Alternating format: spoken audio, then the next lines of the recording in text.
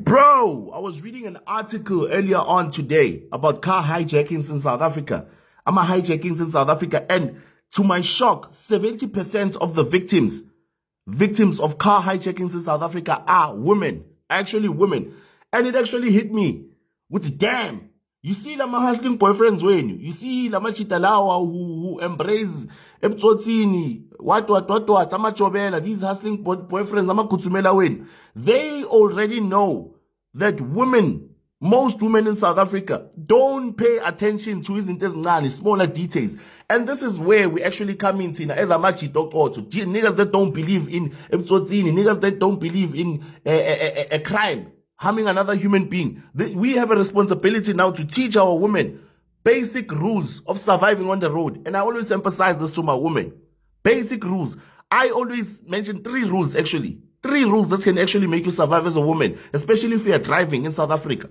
Rule number 1, wherever you are, whether you are at a mall, whether you are at a shopping complex, whether you are at a spa, wherever you are going out with your friends, before you enter your vehicle, before you go into your car, please, my sister, favor, check your surroundings.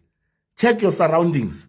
Check your surroundings. It's not going to take you more than 5 minutes or not even a minute just to check your surroundings. When I say check your surroundings, check who's following you, number 1.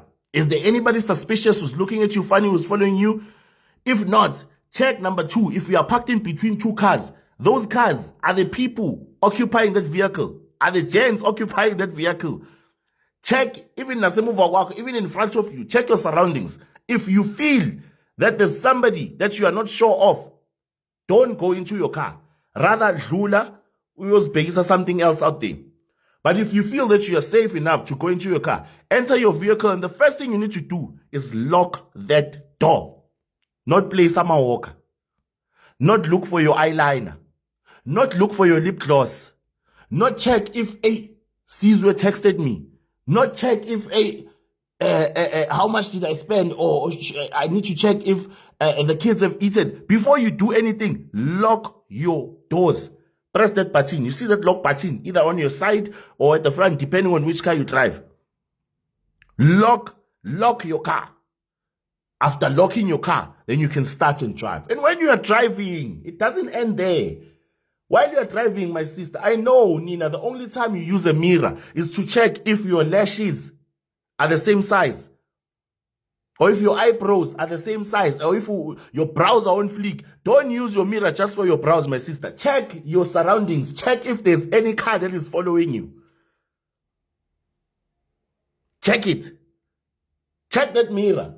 When you're driving, you need to check. If you turn 2 times or 3 times and the same car is still following you, whether at a steady pace or at a fast pace, then you need to start being alert. Now you need to start paying attention, not only to the road, but also the car that is following you. Make sure you are right as well. Because sometimes somebody can just be going to the same direction as you, but you can never be too sure in South Africa, right? So when you're driving, check that mirror and see if this person is still following. And if that person is still following you, and you know that you don't stay in a gated community, then that's my 3rd rule. If you know that you don't stay in a gated community where there's security at the gate or whatever, you need to use a remote to access your gate, or you need to manually just go and open it. If you see the same car still following you, don't park, or don't park where you stay. Don't go to your house. Just go straight and go to a public space or the nearest police station or maybe a filling station. Go there. Just don't stop by your house, because that's where they will pounce on you. Because these niggas are calculative. Another rule that I always teach all the women, not actually all of them. Some of them are douchebags actually. But another rule that I teach women that are close to me in my life is that when you are parking, if you know yourself, you work in a public area or you use a public parking, don't park in the same spot every day. Change the spot. Rather be called paranoid or crazy or whatnot, but use different parking spots. Today you park like sasupagele. Because let me tell you something about niggas that are hustling. I'm a hustling boyfriend, Wayne. I'm a kutumela, I'm a cheater that believe in. They are very calculative and are very intelligent individuals. They are very intelligent. They will sit, they will hunt you like lions. Like how lions hunt any prey in the jungle. They will wait. They will gather information. They know each and everything about you. The biggest mistake you can ever think is that hijacking. No. It doesn't happen like that. They scout you. They check you first. They gather information. They check if somebody fetches you. They check what time you get to work, what time you leave the house, what time you do it. That's why it's always advisable to check your surroundings before you leave any area.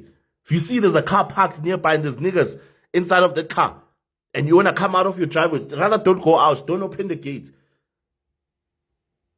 Because like looking at that article or just reading that article and realizing that 70% of women actually victims, it made me wonder, guys, the reason why these gents target women is because they know which women are actually, I don't want to use the term gullible, but they what's the word? What's the word? You don't pay attention to detail.